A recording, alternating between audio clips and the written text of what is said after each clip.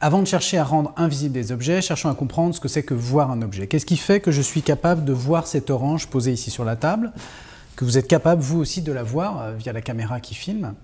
Si je vois cette orange, c'est grâce à la lumière qui provient de l'orange et qui vient taper les cellules sensibles à la lumière qui tapissent le fond de mes yeux. Ce sont des photorécepteurs.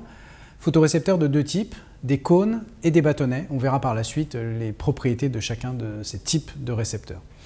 Si vous voyez l'orange, c'est grâce à la lumière qui provient de l'orange et qui va taper les capteurs CCD de la caméra.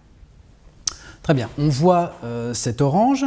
Pourtant, cette orange n'est pas une source intrinsèque de lumière visible, dans le sens où si j'éteins tous les projecteurs qui éclairent la scène, je ne la verrai plus et vous non plus.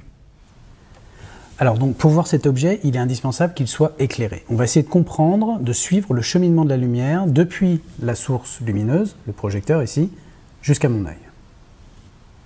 Pour cela, on va donc représenter la lumière sous la forme de rayons lumineux que l'on peut dessiner chacun sous la forme d'un simple trait.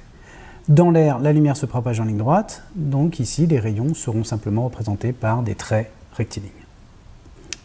La lumière se propage en ligne droite, du projecteur jusqu'à l'orange, orange qui absorbe certaines couleurs de la lumière incidente et renvoie une partie des rayons lumineux en direction de mon œil, et c'est ainsi que je peux la voir. On comprend maintenant pourquoi je suis capable de visualiser l'orange.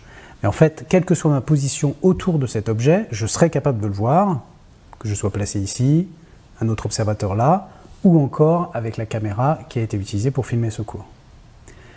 De façon générale, lorsque la lumière est renvoyée par un objet, on parle de réflexion. Ici, la lumière est renvoyée dans toutes les directions. On va donc parler de réflexion diffuse ou plus simplement de diffusion.